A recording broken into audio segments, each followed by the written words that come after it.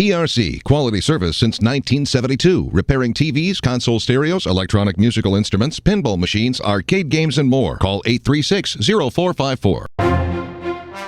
Clicked on the Weather Xtreme video. I'm ABC 3340 meteorologist Brian Peters, filling in for James Spann this week.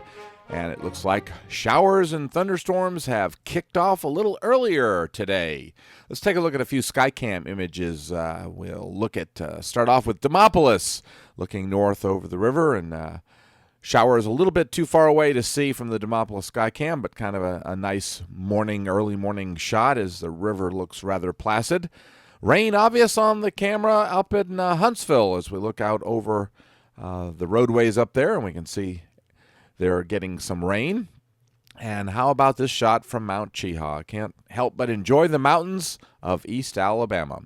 Cold front, or nearly stationary front, or whatever you want to call it, boundary, has sagged into Tennessee, and it is helping to kick off and be the focus for showers and thunderstorms. That combined with the fact that we have the ridge just to our west, and we'll see on the GFS in just a minute that we're also getting a couple of short waves moving along and through the flow that are helping to kick off the showers this morning. A little, like I said, a little bit earlier start. Temperatures rather mild and just plain warm across the southern tier of the United States, and of course very little to look at in the way of cold temperatures across the country. I noticed that there are a few 30s in there, but not too bad for this time of year. Across central Alabama, we're in the mid and upper 60s for the most part across the area. A little bit of fog as a result of the rainfall that fell yesterday, and of course quite a variation in rainfall. And it looks like we're going to continue to see mostly showers, although looking at radar, and here's a look at radar right now, and you can see quite an area of rain moving across central and north Alabama. QPF does show that we're going to see some rain, most of this falling primarily today and this afternoon, and after that we're going to be into more of a afternoon and evening showery pattern. Just a small area in eastern New Mexico, outlook for slight risk, although the SPC, where you see the word C text, they're considering the possibility that there may be some marginally severe weather. But I think across the southeastern U.S., I think we're not going to see, we could see some wet microbursts, but I think the atmosphere is a little too warm for hail like we saw yesterday. Day 2, the severe weather threat shifts back into the northern plains. And, of course, it was up there at Parkersburg that they decided yesterday it was an EF5 tornado. And then on day 3, that slight risk shifts across the southern Great Lakes and the Ohio River Valley, stretching from Pennsylvania all the way back to Iowa and northern Missouri.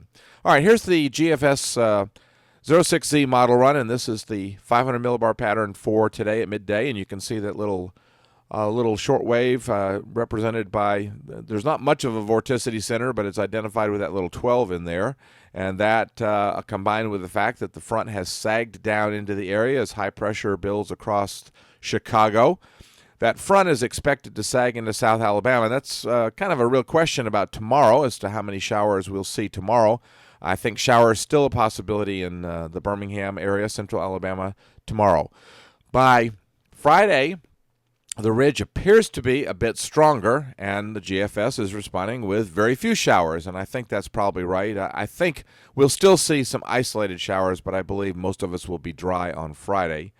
And then on Saturday, a trough moving through the westerlies across the eastern Great Lakes is helping to suppress the ridge just a little bit here, and that brings another front down through the Ohio River Valley.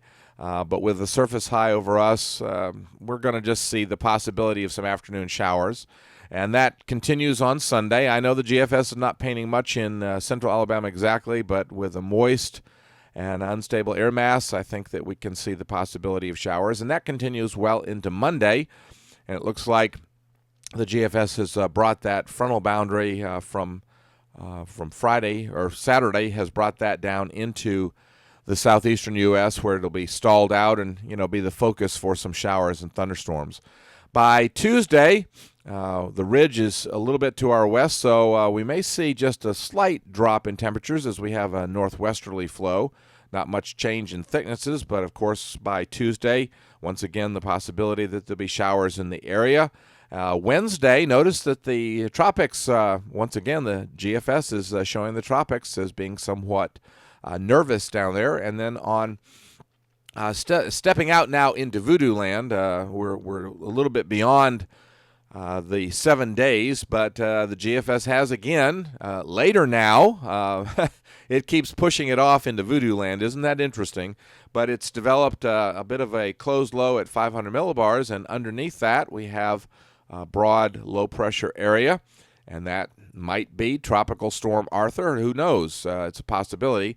By Tuesday, the 10th, the GFS has a very interesting solution showing that the ridge to the north of that little closed low is blocking it, and with that, the surface low actually comes back across to the west. Now, do I believe this? Well, not just yet. We'll be watching and seeing, and so far, we're getting closer to the time period. The GFS hasn't shown us much yet. All right, well, that'll do it for this Weather Extreme video. We appreciate you tuning in.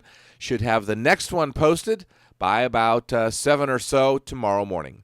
Have a great Wednesday, and God bless.